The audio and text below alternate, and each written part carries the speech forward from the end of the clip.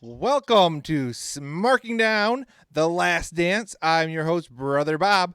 With me, as always, for the Smarking Down Last Dance episodes is my good buddy, JR. How's it going, JR? Good, man. How are you? Good, dude. We're doing something different. Usually we shoot these on Mondays, but you're heading back to work as things are opening up after the unfortunateness which is going on in the world. We're not going to say the word because we don't want to have our video pulled, but you're actually going back to work tomorrow, so we're shooting directly after The Last Dance. Yes, sir. Oh man, what a good episode. I see you're rocking your Dennis Rodman stuff. I got my flu game tee on. Gotta represent, and they covered a lot in those two episodes. Yeah. Something I didn't know. We'll start off with this, which I was really surprised to find out. I knew nothing about Steve Kerr's family life, about his father, all the stuff they covered there. Really surprised me. Yeah, it surprised me as well. I was really intrigued by it too, I guess. Yeah, I think it's unfortunate. I mean, he said that him and Michael never talked about their fathers. I find that kind of unfortunate. It seems like, the likelihood of taking 12 guys from anywhere, right? Taking 12 people from anywhere and putting them in a room and having two of them have their fathers, murdered is a very small likelihood. And to have a teammate who understands what that feels like and can empathize. I think that would have probably done a lot for Michael, especially in that first championship they won after his return, just to have someone who empathizes and understood to talk about that. And I don't know, I feel like it's unfortunate they never had a discussion, I'm not too surprised by it since, Michael's kind of on his own little island, so to speak. I mean, he had his little inner circle, which is,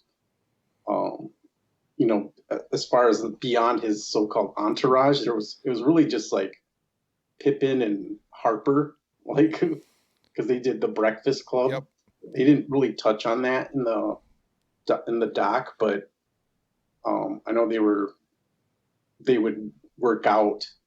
There was talk that they would work out together. Yeah, at Michael's house where he had a full indoor gym and weight room, and then right off of that he had Breakfast Club. Yeah, they were the Breakfast Club, which was known for that because of the fact that he had a full industrial kitchen off of that gym where he actually had a chef come in and actually made them breakfast and stuff after they worked out. So with the whole breakfast style experience. But yeah, no, yeah, I just feel like, obviously Michael kept to himself in a lot of things, but you'd have to think that having someone to empathize with over something like that probably would have been good for him, mentally overall, going into the first finals without his dad and going into the Father's Day game and stuff. Just having, even to know there's somebody there who understands how you feel, you would think that may have taken a weight off. So it's kind of just unfortunate that they've never had that conversation, though not surprising, as you said. Yeah. Yeah. So, so we got all that information on Steve's father. I recommend everybody take time to watch the documentary if you haven't. If you're watching this, go back and watch the documentary. If you did watch the documentary, you understand what we're talking about.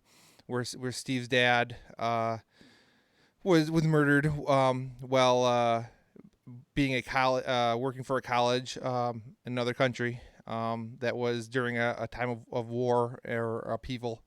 And you can get all the in-depth information about that directly from the documentary. But from that, we move to more of the basketball-related stuff specifically. And, Indiana Pacers, man. The push. Reggie Miller coming out and just being like, yeah, I shoved him. I am so happy. That's been a thing for so many years. Blatant. Yeah, for so many years they were like, oh, Reggie Miller, that wasn't a foul. That wasn't an offensive foul. Whatever, you Bulls fans. And I've heard this for so many years.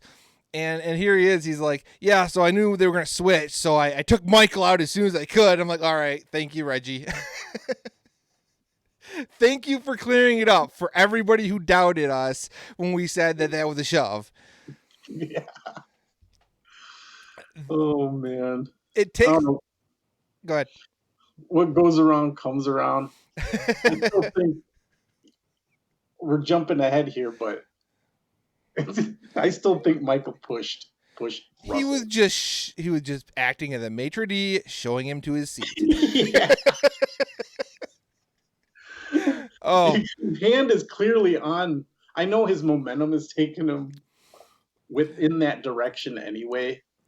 so the interesting thing I watched the game today, before the Last Dance, and they show the replay a couple times during the game. They show it again during the Last Dance. The interesting thing, if you watch where Jordan's hand is and where it comes, it hits on his hip, it slides down and actually hits Russell on the back of his shoe as his hand slides down. Like, he may have been trying to shove him off, but the way his hand moves, like in a straight down, I'm like, Russell was already past him. Like, I mean, maybe Jordan was trying to shove him. Like, that could have been the attempt on Michael's part. But like, his hand just slid right down and slapped him in the back of the shoe. I'm like, I don't know if Russell hadn't been moving so fast past him, I think Michael's hand wouldn't have like almost completely missed, because it was just a tap at the end. But having watched it like numerous times today, I can tell you like it was weird. Did you happen to look at Russell? I never studied Russell's face after it happened, because wouldn't you have some sort of reaction? Kind of look at the ref and like be like, like, hey, he shoved me, but I don't I don't know remember. if he's the type of player to do that, but Yeah, I didn't see him say anything to the referee. It's just, I think, I don't even know if he, like I said, looked like such a light tap. I don't know if it registered to him that he was pushed in that moment or not. Like, it was so very light. Yeah, I don't know. I mean, it would be a conversation that I would have to see an interview or something. There's got to be some interview of Russell and say, did he shove you? Mm-hmm. Well, I mean, and then after the fact, you have to understand, like, after the fact, like, Russell talked all kind of shit after Jordan retired, too, of like, I could beat him still today and stuff of that nature. So, I mean, that continued to be a thing. He seemed to be bitter about it for a long time, regardless. So I don't know how much of a straight answer you'd get. Yeah. There were interviews later on where he was like, Are you serious? Yeah. Yep.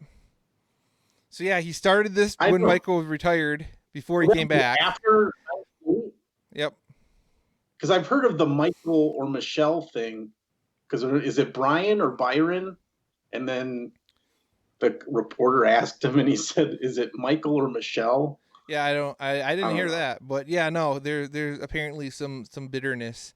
I'll just find some video and send it to your way later. But all right. Anyway, back to Reggie and the Pacers, man. You mentioned in a previous video when I was saying that I thought Phoenix was probably the toughest team the Bulls played in the finals, or the best team the Bulls played in the finals. You mentioned the Pacers and the Knicks as being really good teams as well, and I agree. I think that Pacer team that took us to 7 might have been the best team overall. Outside of like the Celtics, who the Bulls lost to, or those Piston teams the Bulls lost to, like of the teams that the Bulls beat, that Indiana team is probably the best one that they beat in a series. Yeah, that was such a roller coaster ride of emotions. And yeah, they had Mark Jackson, Jalen Rose, Reggie Miller, Rick Smits, both the Davis guys. I mean, they were a stacked team, and Travis Best was even had some key plays and stuff. Yep. Yeah. Was that before they got Jermaine O'Neal? Was Jermaine O'Neal there yet at that point? I can't remember. I don't remember. Yeah, but man, it was that was a tough series, and I remember watching that series and just being like, oh, just just frustrated as hell. Like I remember just yelling at the TV constantly. Like every other play, it was like, "Why aren't you calling a foul? How did you call that foul? Why are you leaving him open for that shot? Don't leave Reggie Miller open. Whose Yeah, idea was it to leave him open?" Yeah, no, Reggie's clutch, man. absolutely. You know what he did to the Knicks, as well. You know his game against New York, where he just lit them up in like the last few seconds. You know the dude's a clutch player, and you know it's kind of sad. Some of these guys, you know, never got those championship rings, but Right. at the same time, you know, the Bulls did, so I can't feel too bad. Yeah. So Oh, once again, we're jumping all over the place in the documentary. You know, it started out covering the Pacers, and then kind of jumped to 1997. So we're looking at championship number 5, Bulls Jazz. First time they face off in the finals, and Chicago just seemed more prepared, especially as that season started. Likely due to their experience in the finals. yeah. Yeah, I mean we've seen a lot of standing around on the part of Utah in the early games. A lot of easy buckets around the hoop for Chicago. Rodman had that year. Some amazing rebounding games. Rodman has twice is in the record books for most offensive rebounds in a game. If you can believe that one, in the finals. He's 11 two times. And that was against the Seattle Supersonics. So he comes in and a second finals appearance, and he played some key roles in that first series with the Jazz as well. His defense against Malone was not part of it. They focused on Luke Longley guarding Carl, and I think for what you can do, I think Luke did a pretty good job that series. Yeah, from what I remember, Yeah, he, he he forced helped one. forced Malone to shoot a lot of jump shots, which was key. Like there wasn't a lot of driving to the hoop, getting dunks, a lot less scoring around the rim when Longley was guarding him. And Brian Williams also did a fantastic job in that series. Somebody we don't hear talked about nearly enough. Brian Williams, huge contributions to that team in '97. Yeah, this is the former Bison Dele or whatever. Is that his name? Something like that. Rest in peace. Yep. Yeah. No. Very, very much an unsung part of that Bulls team. He scored a lot of key buckets in some of those games in that finals, and throughout that playoff series, that playoff season. '97, he did a fantastic. Came out really alive in the playoff and did a fantastic job. Yeah, Uh, he was a definite like spark or energy guy off the bench. yep. There's always a guy like that, like a Cliff Levingston type or um, Brian Williams. I don't know if you can name some other ones that Scott Williams. Scott Yep. Williams, Yep. Bobby Hansen. You have a moment, man. You Yep. have those moments. Well, I mean, speaking of those moments, Steve Kerr had those moments too. I Oh yeah, mean, so for first we need to talk about the flu game, because apparently it should have been called the food poisoning game. yeah, Yeah, and that's a rumor I've heard. Like, I think you mentioned it in a previous episode here that there was a rumor that with food poisoning and not really the flu. That's confirmed here in The Last Dance, and just how crazy is it for Michael not only to put up that kind of game, but to no sell that it was food poisoning. So even if they lost that pizza place, those guys couldn't like go around to their buddies taking credit for it. Like he's like they're like how many times do you think those guys from that pizza place were like, yeah, you know what? Michael Jordan was sick because of us. They're gonna lose tonight, and people are like, "What are you talking about? They're saying he has the flu. He doesn't have the flu." Oh yeah, sure, okay, guys, yeah. Nobody's gonna believe that these guys at the pizza place food poisoned Jordan and was gonna cost him a game, because the news everywhere said it was flu-like symptoms. Yeah. What do you think they would do? What would you do to food? Like just put spoiled sausage on it or something, or Yeah, I mean, don't cook. undercook the meat? Yeah, yeah, undercook the meat. It's a pizza place. Depending on what toppings they have, if they have chicken there, I mean, just like put some chicken juice up on top of it after it's cooked. Really? Salmonella. Oh, Jesus. Yeah, I mean, that's pretty easy. You put Sounds some. like you're experienced.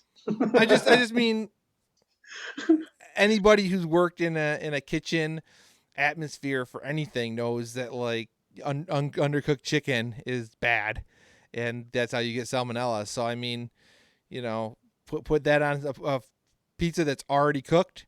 There you go. I mean, seems like a possibility. They could, like you said, they could have just undercooked the meat. Could have undercooked the sausage or whatever's on it. You know, Plenty of options. I mean, we've had situations in my family where food poisoning occurred, and it was like it completely ruined an entire weekend. Like where like four people in the family ate the same thing, everybody got food poisoning, and then it ruined an entire weekend for the family. That's happened before to us.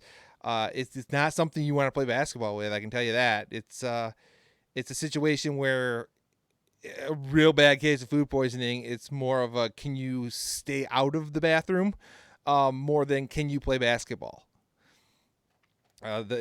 Michael Jordan saying he threw up all night and then threw up all day while laying down. Yeah, I can believe that. And you'd have to you have to think playing basketball while dehydrated. And then the worry of drinking something while on the bench, because then you're going to throw up again. That it's a no-win situation there, and to come out and play the way he did is just amazing. Yeah, it was. You Yep. could see that iconic image of him in Pippin's arms headed towards the bench. Mm-hmm. It's just one of the classic images. It's right You'll there. always remember that. He's spent. Yep. And I mean, he played very, like, he was out there for most of that first quarter, but like he did not. You could tell he was trying just to get through the quarter. Like there were times where he just was moving, labored. There were times where he was losing his defender and let his defender go by him.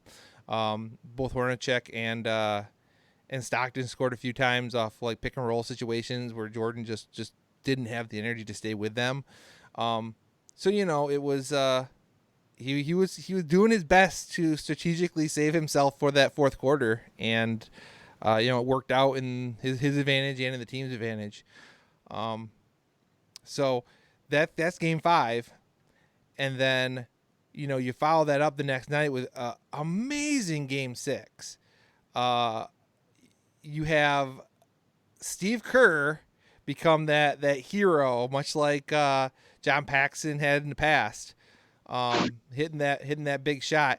And the funny thing about that shot is, if you look at the still of his shot, there is photography of his shot looking almost exactly like Jordan's last shot. It is really, really funny. Really, you got to send that to me. Or Yeah. If anybody who's watching the intro shot in this video, it's on there. So if you go back and look at our intro, you'll see it. But yeah, no, it's from behind. He's at the top of the free throw line. I think Stockton and Russell might both be in it too, or maybe it's Hornacek and Stockton. But like two of the Jazz players are kind of right in front of him too, kind of looking like they're like scrambling. It's really funny how similar the catch from that shot and the imagery is to the actual Jordan last shot. It's really entertaining, but big shot for Steve Kerr. What did you think about Michael like trying to be all subtle and Steve just like spazzing out on the bench? Oh, I think he was ecstatic because like he had Michael's trust, and he was like, "I'll be ready. I'll be ready." It's just like, Yeah. I mean, I don't know.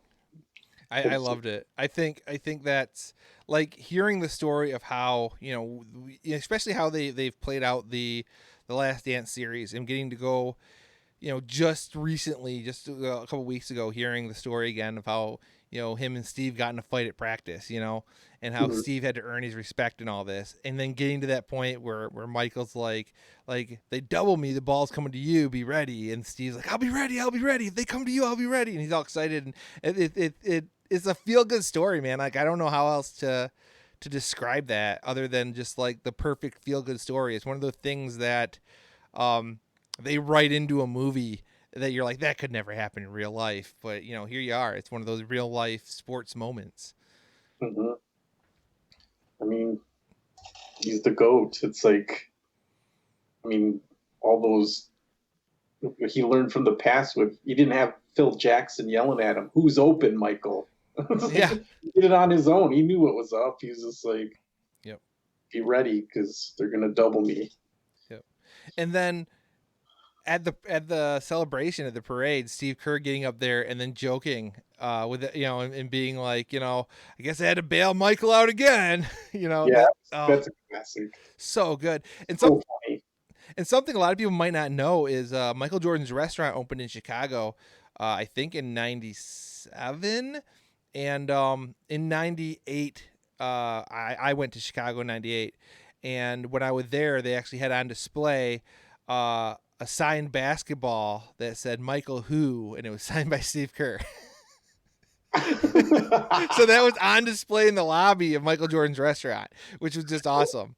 And I did do my best. I bothered my mother. I'm like, go through all of your family photos from when I was a teenager and find me the Chicago photos because I want to display that image. Because somewhere in all of her family photos, there's a photo of a basketball that says Michael Who, signed by Steve Kerr, and I wanted to have it for this series, and she was able to come up with it. She's been looking for the past couple weeks since we started doing these, and she just like they've gone missing, unfortunately, but.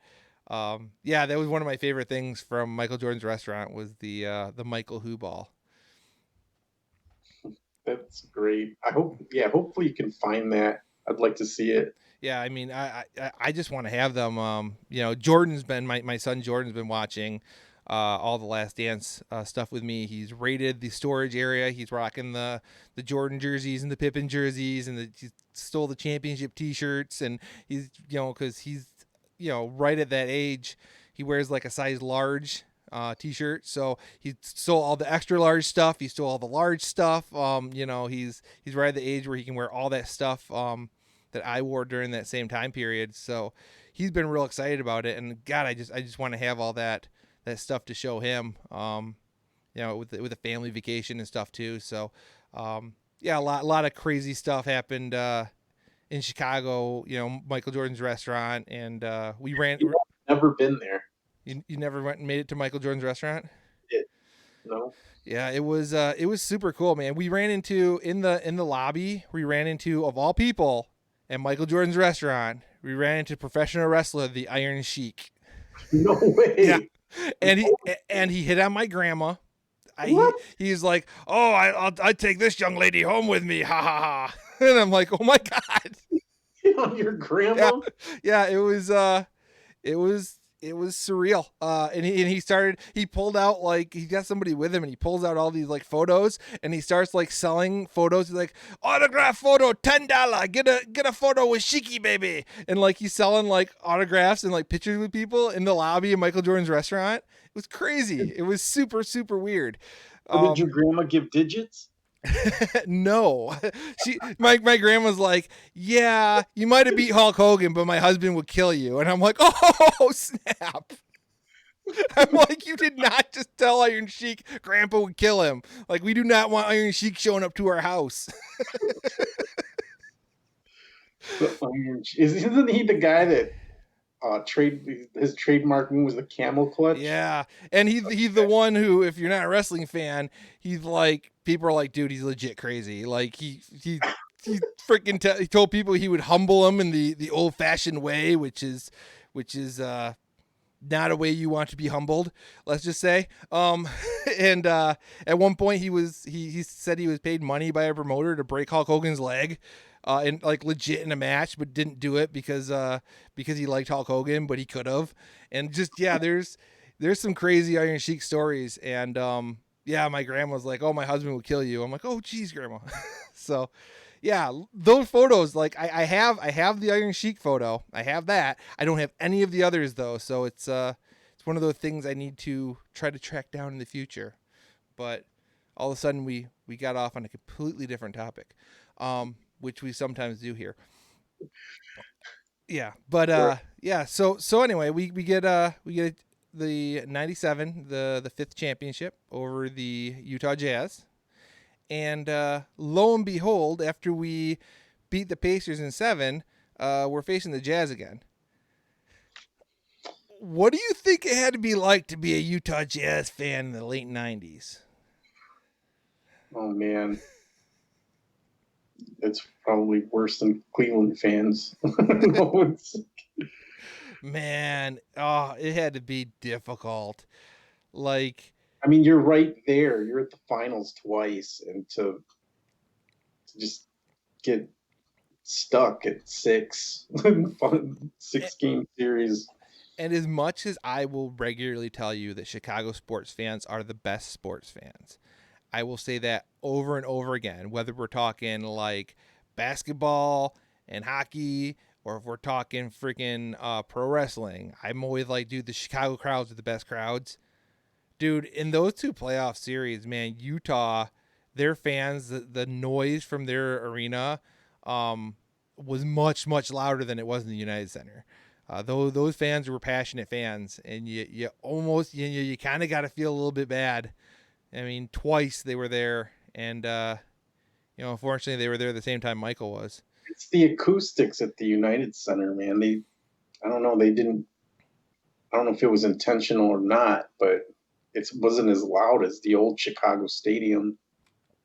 That's true. Yeah, and I think it would have made a lot of difference had it been played in the old Chicago Stadium. I think the comparison Oh would have yeah, been, but I mean, I'm just saying, like, Utah had those crowds. Like, I remember they used to bring out the little meter and put it down in the corner of the screen, and like those crowds would be hitting like record numbers for the NBA that year, for like for audio. levels. Yeah. So I mean, they brought it. I mean, regardless of whether or not Chicago's venue didn't have proper acoustics. I mean, those Utah fans made a lot of noise, and they were passionate about their team. And I can't forget, like, they get guys who were painted half purple and half yellow that said "Go Jazz" on them, and the bald dude with his bald head with like the Jazz logo painted on it, and he, Oh yeah, like, yeah, those guys, like, they had some super fans there, and had to be just completely crushing to make it twice, and lose, both times in 6 games. You know, there was a stat that came up though, that we should discuss. In between commercial break and the program restarting, the Bulls held the record for most 60 plus win team defeats in the playoffs. oh with yeah, that's right. with 7. That, I think, goes a long way to cement Michael Jordan being the best player of all time, and those Bulls teams being the best teams of all time. Because you regularly hear the argument being, teams in the NBA weren't as good then as they are now. The teams now are so much better. The Western Conference is so much better than the East was then. But with that said, none of these other teams have knocked out 7 teams with 60 plus wins. If teams are so much better, they should be winning more games. And if they're not winning more games, if because all these teams are better, it brings their win percentage down. That means they're more equal, and they're not having to play a team as good as what Chicago was, because these other teams are brought down, percentage wise, because all the teams are really good. So I mean, either way, it speaks directly to the fact that Chicago has beaten, has eliminated 7 60+ win teams, and that's super impressive. Yeah, I mean, these are quality teams, and the East was a beast. And back in that golden era, physical, pounded down low, this non-ticky tack foul bullshit that, you know, I mean, that's huge. Yeah, I mean, that Reggie Miller foul, Reggie Miller shove would have been called. That Michael Jordan love yeah, tap would have been called. Like all these calls that we're watching and debating about now, those would have been called in today's game. Watching the game 6 of '98 earlier today. The Bulls kept going to the hoop, and they were getting contact like the whole first quarter. Contact. Every time they went to the hoop, they get bumped, miss a shot. Every time they get knocked to the floor, miss a shot. Jazz were rebounding the ball, throwing an outlet pass, getting a layup, over and over and over. Scottie Pippen, make a call. Michael Jordan, make a call. Phil Jackson screaming at the referee to make a call. They weren't making any calls. I mean, you went through the first quarter. I think the Bulls only had one trip to the free throw line the entire first quarter. It was amazing how much they were letting go still in 1998 in the NBA Finals. And I think that is a lot, once again, to speak to the fact that the league was so much tougher then. And, you would have that kind of inconsistency where could then the next quarter the Bulls were to the line like 14 times the next quarter. Like every time someone looked at them funny, somebody was getting sent to the line. Both teams went to the line a whole bunch. And so it was so much inconsistency. Sometimes they just let them play, sometimes they wouldn't. Like to be able to play in that era where 1 minute, you're getting nothing, and the next minute everything you do you're getting called for a foul, has to be really difficult to adjust to. And nowadays you just don't have that. They go out of their way to try to keep everybody honest, try to keep everybody from getting to a point where a flagrant or something worse will happen. Specifically after the malice at the Palace, yeah, we've seen them really go out of their way to try to stop any kind of fights from ever breaking out. And so the games become very ticky-tacky in comparison. yeah. Speaking of Malice in the Palace, let me grab something here real quick. A few moments later. Check out my shirt came in. Nice. It's true. I love it. Oh, I love it. I can't wait to wear it here in Michigan. Oh, dude, I can't wait till we go to a Windy City Bulls game against the Grand Rapids Drive. You got to wear that stuff. It's gonna be great. I think I'd give it a little thought before if I was ever to go to Detroit and wear that. But I think we need to do that too. It's been a long time since we brought the German.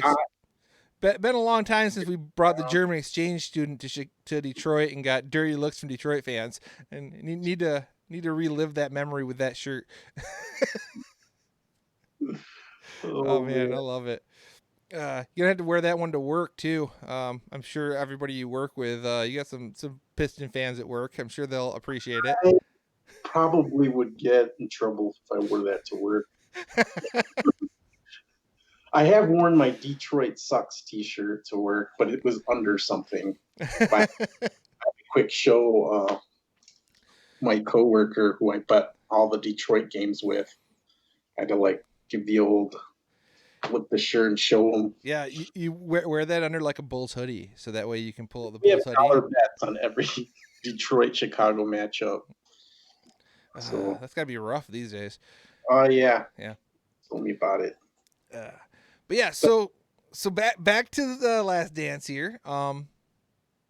They finally did it. They finally talked about it. I was expecting it on the Dennis Rodman episode. They didn't talk about it. Oh. Dennis skips practice and heads out to Auburn Hills to join Hollywood Hulk Hogan in the NWO. Love it. Love it. Rodzilla. Oh my God. Yes. Rodzilla. They showed him beating down Diamond Dallas Page with a steel chair, which is awesome because I love DDP. I've met him on a couple occasions. He's a great person. And so it's super cool getting to see him on ESPN as part of this documentary. I loved it, man. Our being a wrestling channel primarily, our Twitter blew up, man. Everybody's like, only Dennis Rodman would leave the NBA Finals to join the NWO. People were like, oh man, WWE and Vince McMahon must be mad. WCW getting TV time on ESPN, and I'm like, this is great. Like the talk from the wrestling fans about it who are watching this. Really, really made me happy. And of course, then I had to share the photo of the shirt I still had, which people were really enjoying that. Then I had to throw up our photo from meeting Dennis when I actually was wearing that shirt, and people seemed to enjoy that one too. So, man, that makes me super happy. Like I was a big wrestling fan at that time, as just as much as I am now. Being a big Bulls fan, that was a huge moment. Dennis showing up, during the NBA Finals on WCW Monday Nitro. Like people were losing their minds. And then Hogan, saying, yeah, Dennis, good job there dealing with that dirty, no good Karl Malone, brother. And I'm like, oh, I love it. I love it.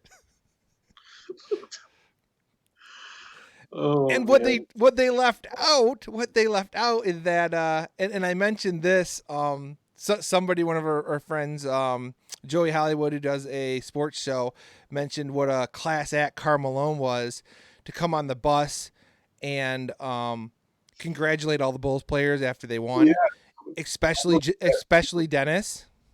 And so, of course, being the smart ass, I had to tell him, being a smart ass that I am, that Karl was only doing that so 3 or 4 weeks later he could blindside Rodman on the WCW ring. Because they didn't cover that part, man. They didn't. Yeah. They wrestled, didn't they? Yeah, they had a match. It was Diamond Dallas Page and Karl Malone versus Hulk Hogan and Dennis Rodman at Bash at the Beach. Oh, man. Rodman's actually got like a positive win-loss record during his time in WCW. I think he was like 3-1.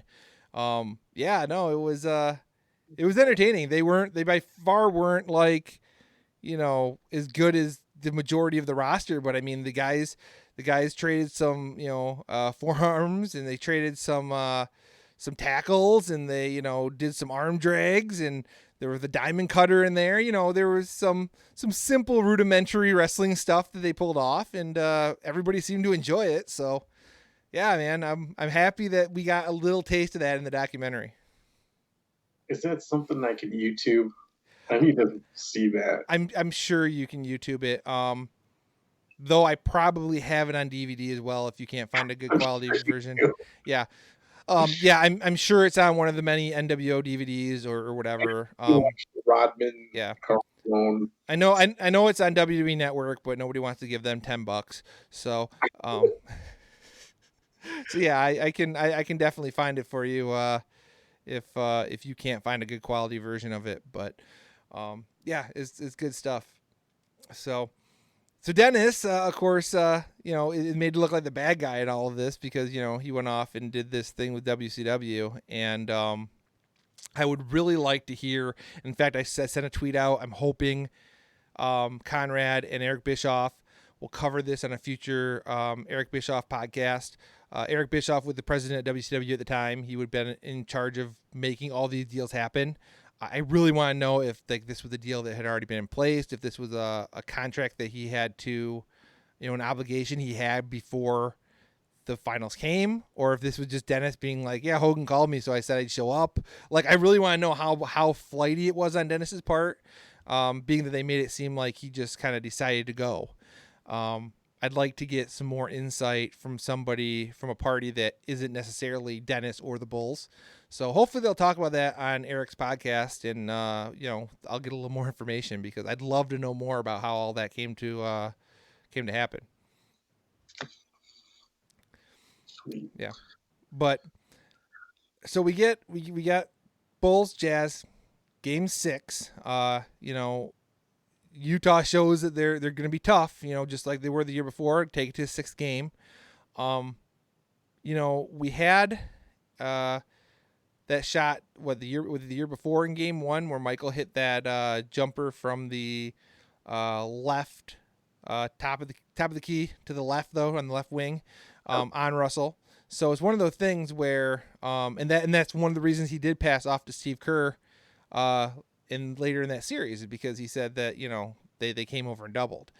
So we've been there. We've seen this happen. We've seen this shot. Do you think Byron Russell knew this was coming? Do you think that they knew that shot was coming? I think I just knew that I think they knew Michael was going to do that. I don't know. Here's the big question. Michael strips the ball from Carl. No timeout. They discussed that Phil thought it'd be better not to give them a set time to prepare. So how much do you think the not taking a timeout affected Utah's ability to play defense against that play? Do you think if a timeout would have been called by Phil and Jerry Sloan would have got to talk to his players and figure out a game plan for defensive purposes, they would have gotten a double to Michael quicker in that situation? Do you think it would have played out at all different? Or do you think that Michael was still going to go for that last shot regardless? I think he still would have went for the last shot regardless, but I think it was best that they didn't do the timeout because they were just kind of on their heels, didn't know what really to expect, except, of course, Michael being Michael. But he always comes through. So I tell you, rewatching the game earlier today, watch Michael get the steal, and I'm watching him coming down court, and I'm like, Dennis, run, Dennis, Dennis, go down court, and Dennis takes forever to get down there, and I'm like, what the hell? So then they interview Dennis for this, and he's like, yeah, Michael got the ball, and I just planned myself. I knew he was shooting that motherfucker. I'm like, oh my god. That's so good. That might have been my favorite quote from the entire thing. That might have been even better than a bunch of little bitches. Cause dude, that was funny. I was dying. I'm like, yeah. Straight up bitches. I think that's the quote. Straight up bitches. That was good. But Michael was shooting that fucker. No, I think that might be beyond just a good quote. I think that might just be a point of reality that in a game-winning situation, Michael's shooting that motherfucker. But yeah, so Jordan comes down. We have the waitering of Byron Russell. I think that's what I'm going to call it. I'm going to call it the concierging of Byron Russell. And the shot, once again, Jordan shows, why he's the greatest. It's just, and it's such an iconic shot from all the different angles. There are 3 different angles that you have that from. Of course, the most iconic is the shot from behind. Mm-hmm. But 6. Yep. But I mean, but even the one where he's from the side. At that point, that shot, he's already on the ground, but he's still up on his toes, and he's got that follow through, and that's still just like an amazing look from that angle as well. And I don't know if there's a possible way. You have to think Michael knew or had some inkling that this could be my final shot, because he just held that, and it's just the perfect.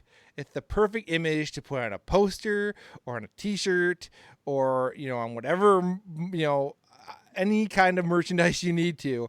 Like, the only thing that could have been better is if he freaking won with a slam dunk and did the Jordan Jumpman pose, and cause that would have been money. But other than that, like it was perfect. Yeah, and he laced up the newest model that wasn't even released yet at the time. It was the Air Jordan 14, which is based off of a Ferrari.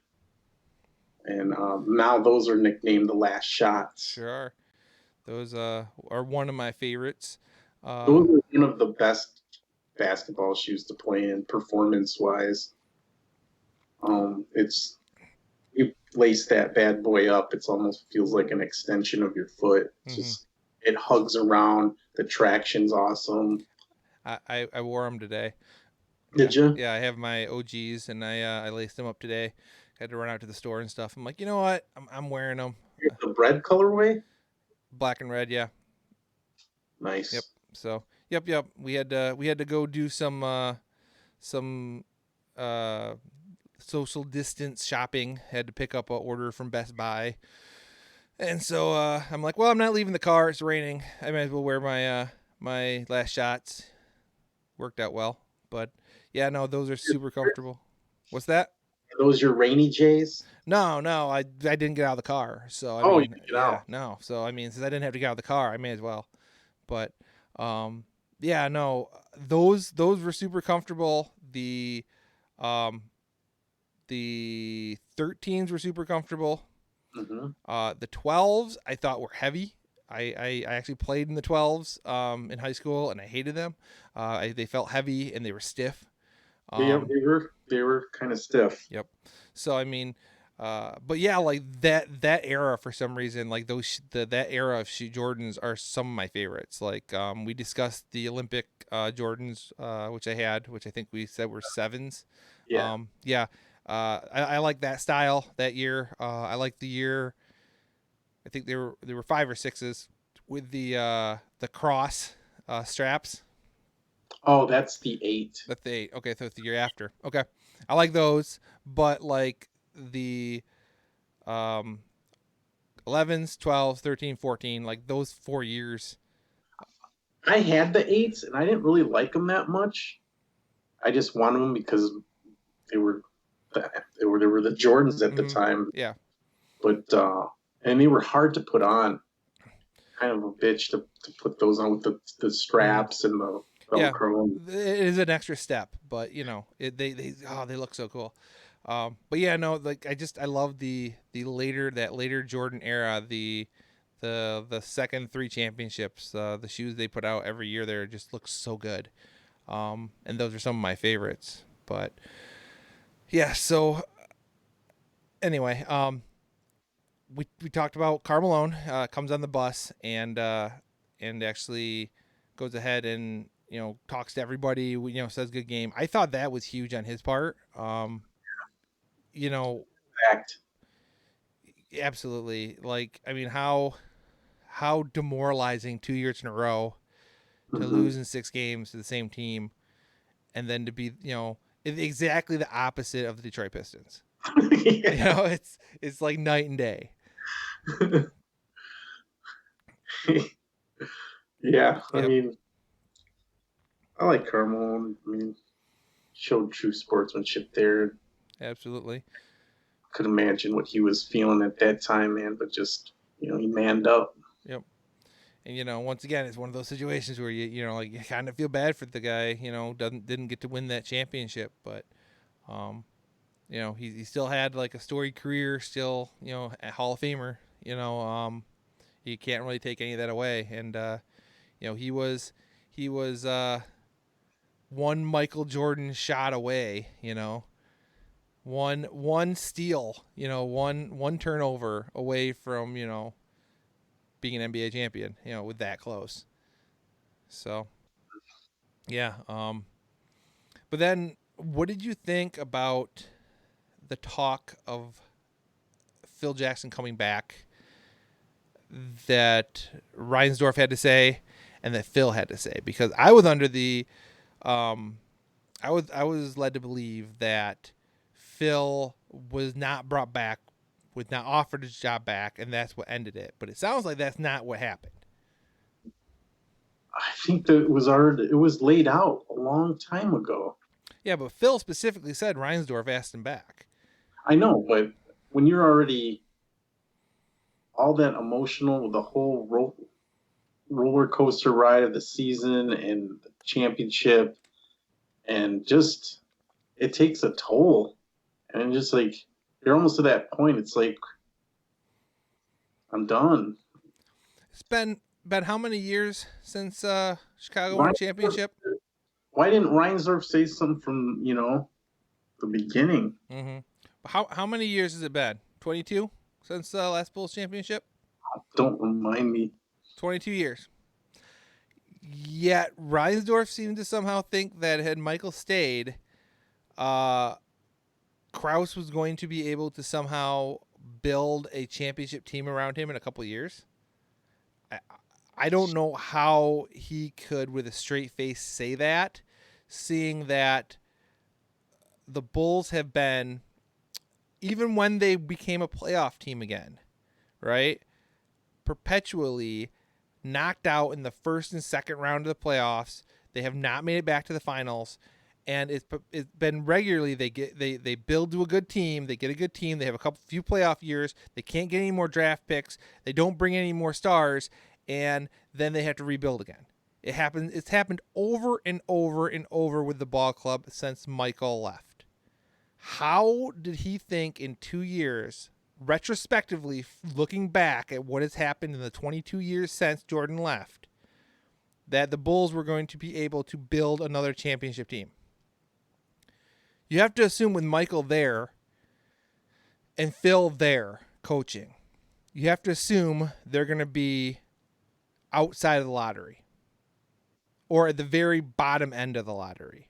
Because you look at Michael and the Wizards, those teams didn't make the playoffs, but they weren't drafting number one draft picks the 2 years Jordan was there either.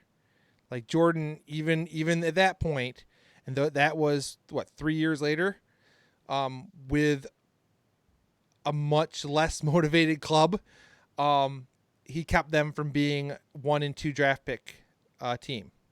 So then you're banking on the fact that you're going to be able to talk players to come play second fiddle to Michael Jordan right after losing Scottie Pippen from the team because he played second fiddle and you weren't willing to pay him. I don't know if you make one, like we couldn't, part of the reason we couldn't get like LeBron was because he doesn't want to play in Michael Jordan's shadow. Do you think those guys would have wanted to play in Michael Jordan's shadow while he was there? Do you think you would have been able? I mean, it was before the time of super teams. I mean, you started getting the super teams. I disagree. I don't think you. Where did you hear you said? Did he actually say I didn't want to play in Michael Jordan's shadow? I think he almost came to the Bulls. But the thing that's been reported is that he didn't want to play. He wanted to make his own legacy somewhere else. Oh. And Chicago's always. I don't think you're gonna ever. I mean, I don't think you ever have another player, no matter how good they are, come to the Bulls and There's also talk that they almost had him. Him and Wade were seriously thinking about coming to Chicago. Yep.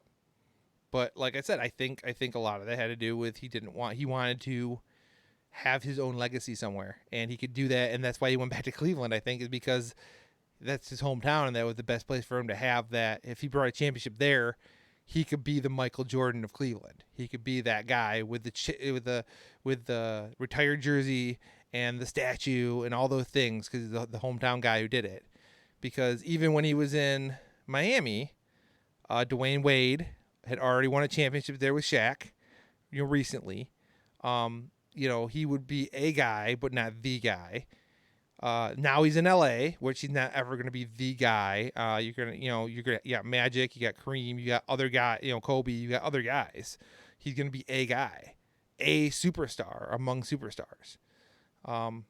So I don't know if with Michael Jordan on the Bulls in that era, you would have seen any other stars the caliber of Scottie Pippen who could have played next to him and helped him come to that team in a 3-year time through free agency. I think it's super unlikely. especially is what we've seen happen with Scotty. He went to the Rockets and it did not work. Him, Olajuwon, Barkley, they did not mesh. It did not work. We seen, Malone, Peyton go to the Lakers. That did not work. The super teams really didn't start working until, after Jordan retired a second time. I don't foresee the Bulls having been able to build another championship team had they let Scotty and Steve Kerr and Ron Harper and all the guys that Reinsdorf mentioned having to let go because they were being paid more than they were worth because they're champions. I don't think doing that they would have been able to replace all those players with equally talented players that they can win with. I think you probably could replace a Steve Kerr with another 3-point shooter in the league.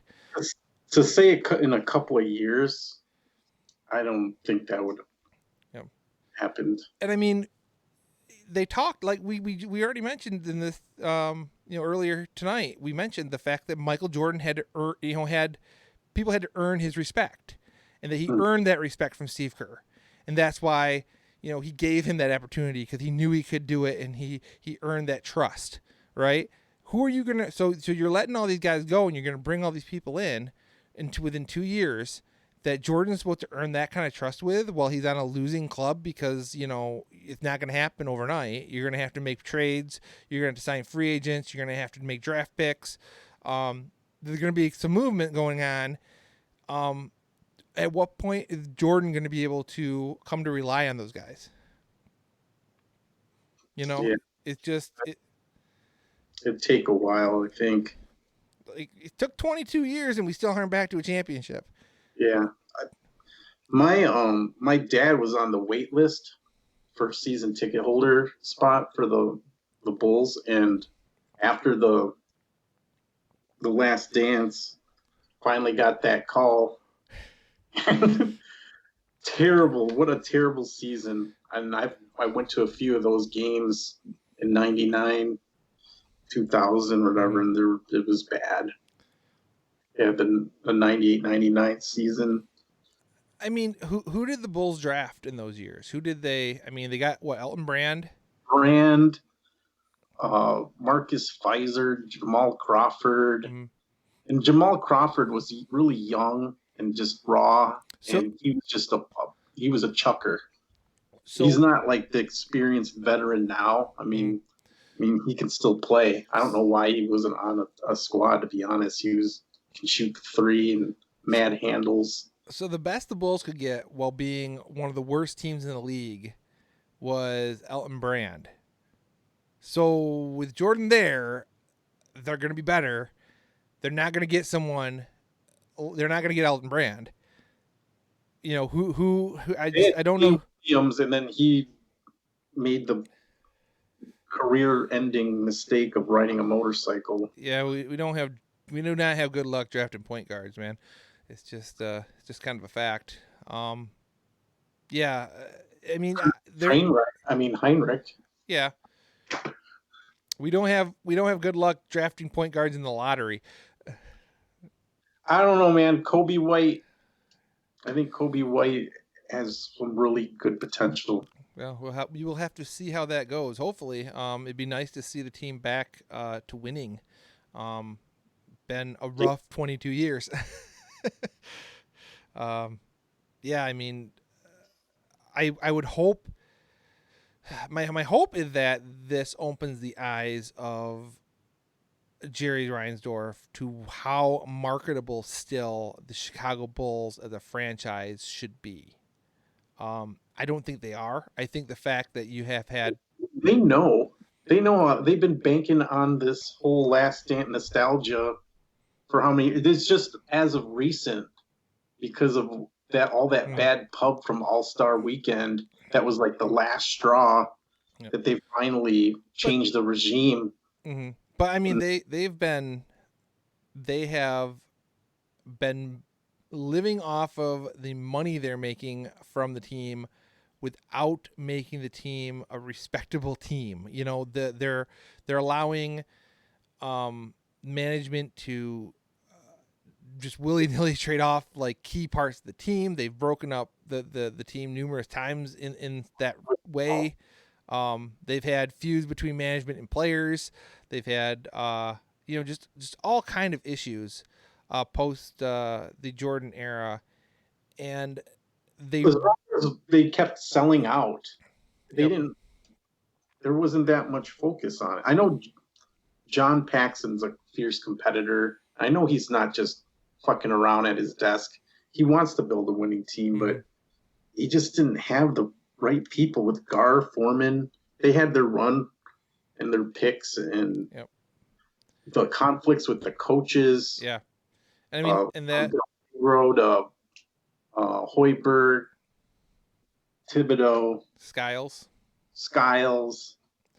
And I mean, and it's a pattern. Loyal. They're too loyal to the Reinsers were just too loyal to Paxson and Gar Foreman. Well, seeing if we look at how many coaches have had that issue, it's a pattern. And at some point, you have to realize that, okay, if not these individual coaches, this is a pattern where there's an issue higher up. It has to be something else. It can't, I mean, once or twice is a coincidence. 4 and 5 times, it is a pattern, and you're seeing that there is actions taking place elsewhere. Either they're giving too much power to the coaching staff and giving the coaches too much power, or management is saying, hey, we're going to back the coaches over the players, or you're just not hiring the right people for the job. But it moves upwards at that point. If you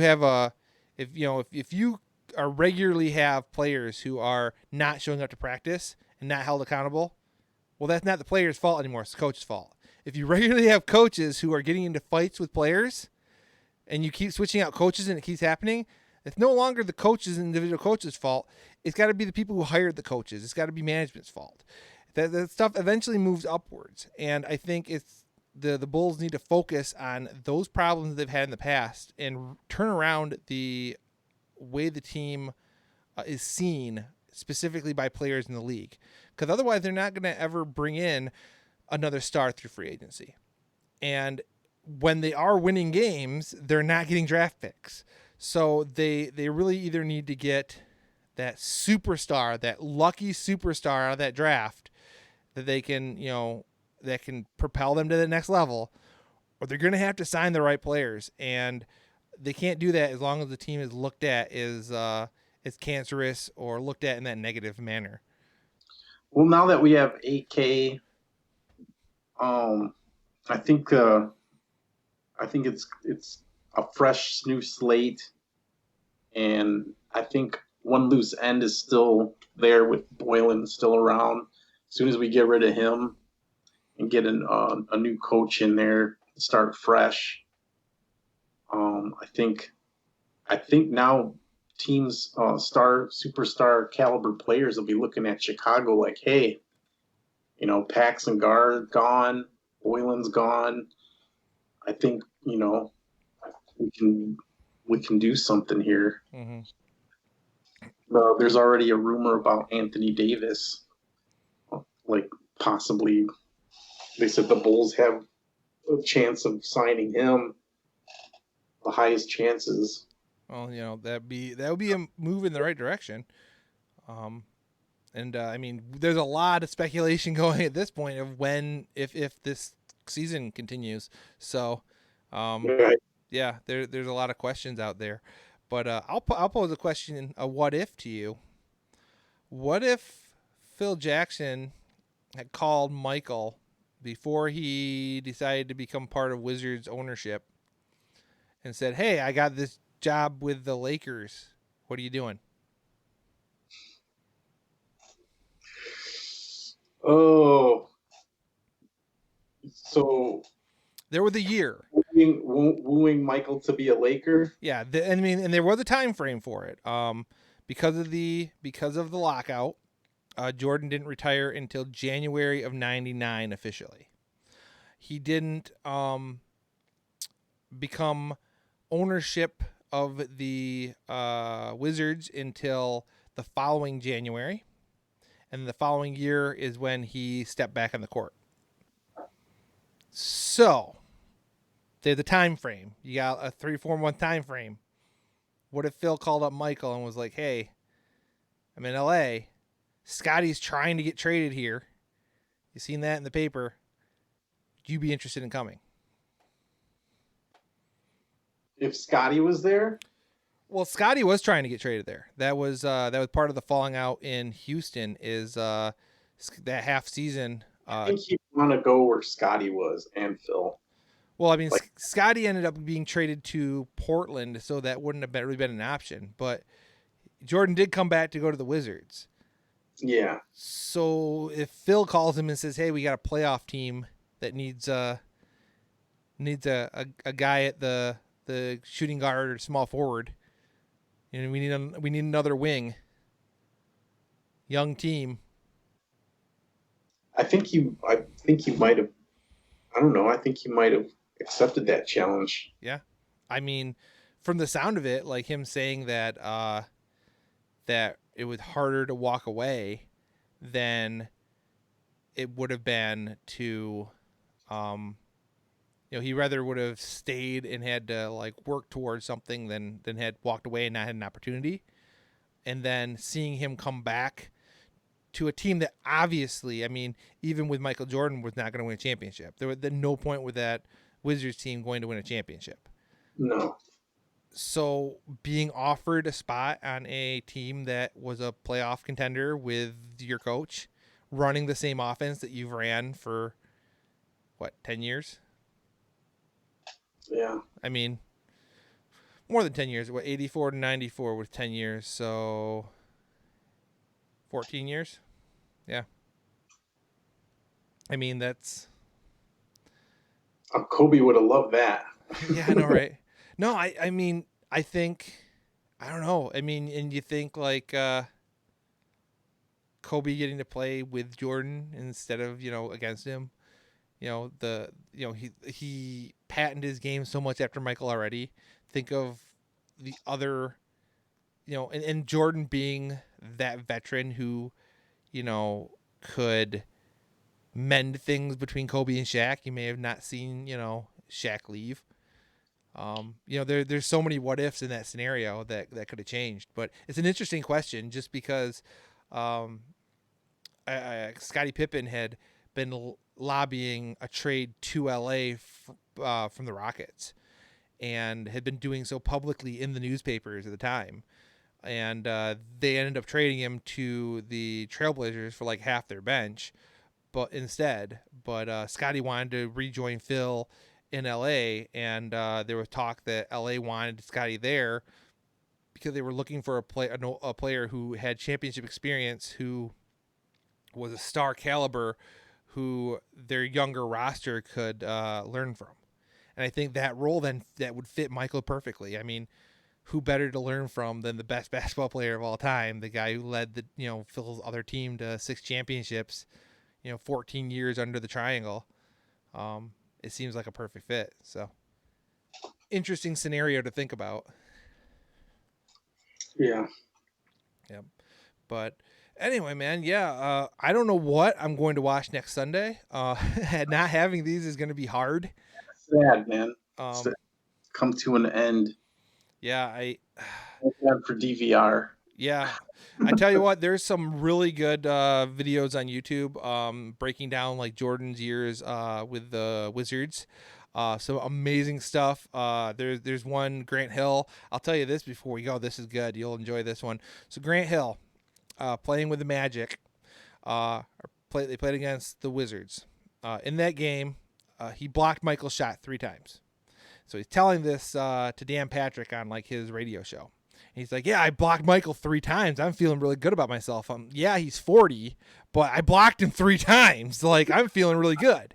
He's like, so then I go to 40. Yeah. So he's like, so then I go to my doctor that week, and they're like, "Your ankle's messed up. You're gonna have to have another surgery.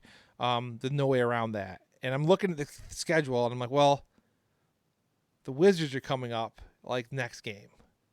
I'll take the season off after. I want another go at Michael. Like, I was just feeling so good. I wanted another opportunity. I wanted another go. man, Michael lit me up. He scored on me every time down the court. And it was on the same play. It was the same screen and roll every time, and he'd shoot the shot from the same place on the floor, and I just couldn't guard him. I could not stay with him. He lit our team up, and they just beat us. They just beat us like a drum.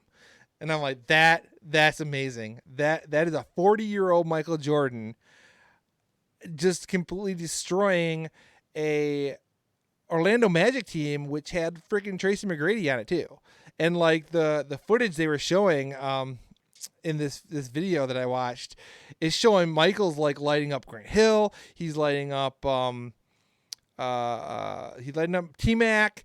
Oh God, I can't remember who was the other Armstrong, not BJ, but Daryl Armstrong. He was lighting up Daryl Armstrong. Like all the guards, they just kept throwing people at Jordan. He just hitting jumpers over all of them. It was crazy. And dude's like 40 years old on a losing team. It really shows like how good of a player he was and how, you know, he would use things to motivate him, you know, we've seen throughout this series. So there's a lot of good stuff on YouTube. I highly recommend everybody take time to look around YouTube, you know, type in Michael Jordan Wizards, type in, Michael Jordan facts, type in Chicago Bulls facts, type in Scottie Pippen and the Rockets. Like there is a lot of really good video content out there from content creators just like us who, you know, just research this stuff and put it together for you guys. And it's high quality. So that's kind of what I'm recommending anybody do who don't have, who want to have some more content and are kind of missing it.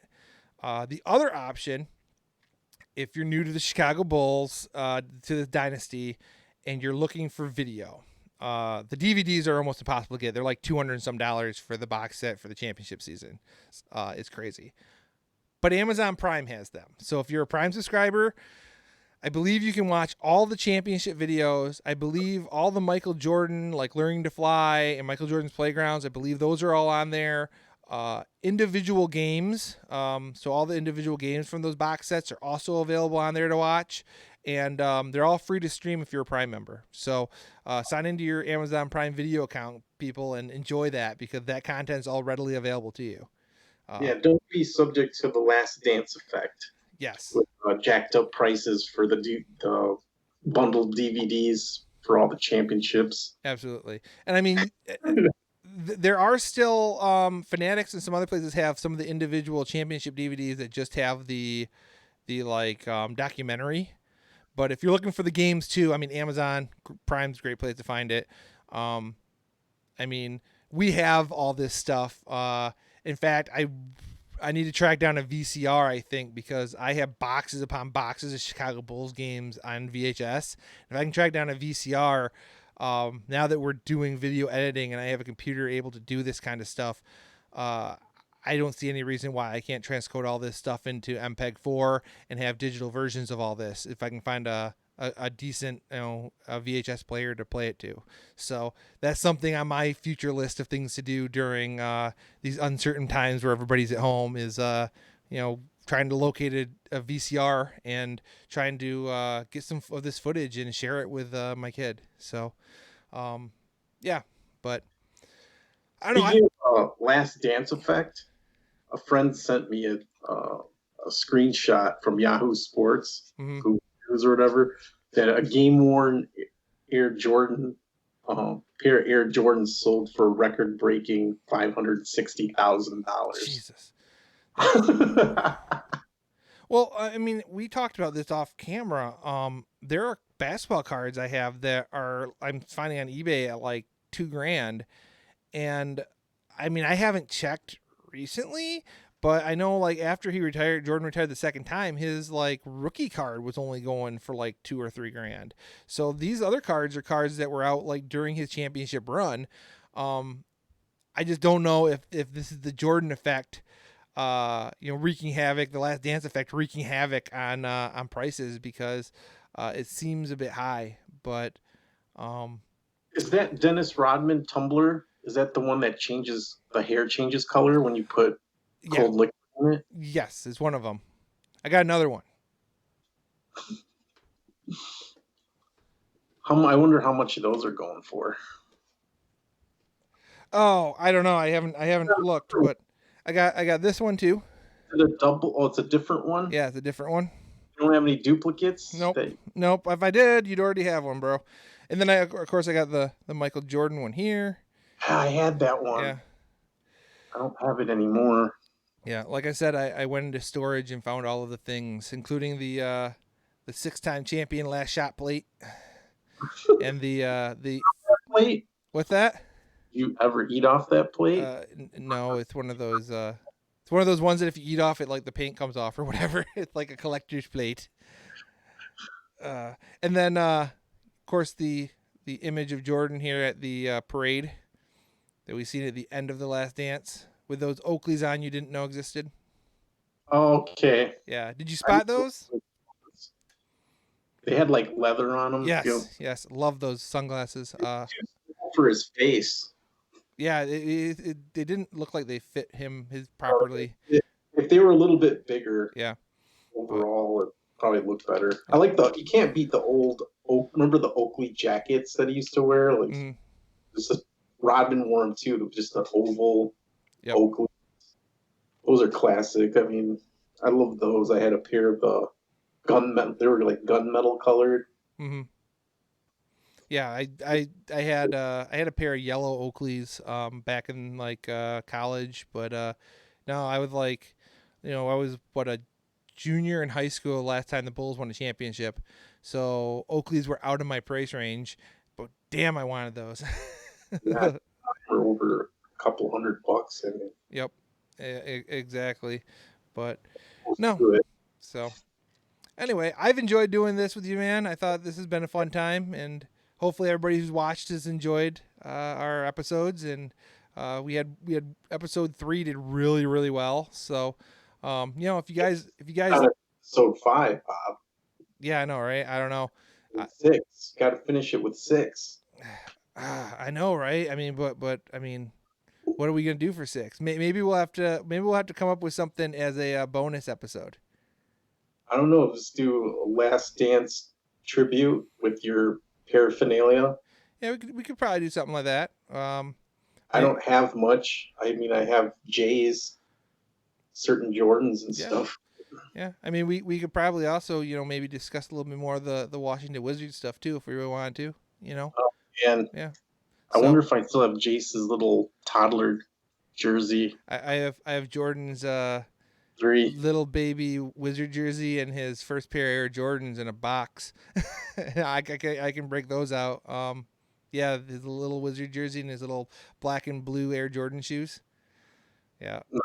Yep. So yeah, perhaps we will do a bonus episode 6. You guys will have to be sure to like this video, subscribe, and hit that bell icon, because if you do, then you'll be notified if we do that 6th episode. We'll leave you with a cliffhanger.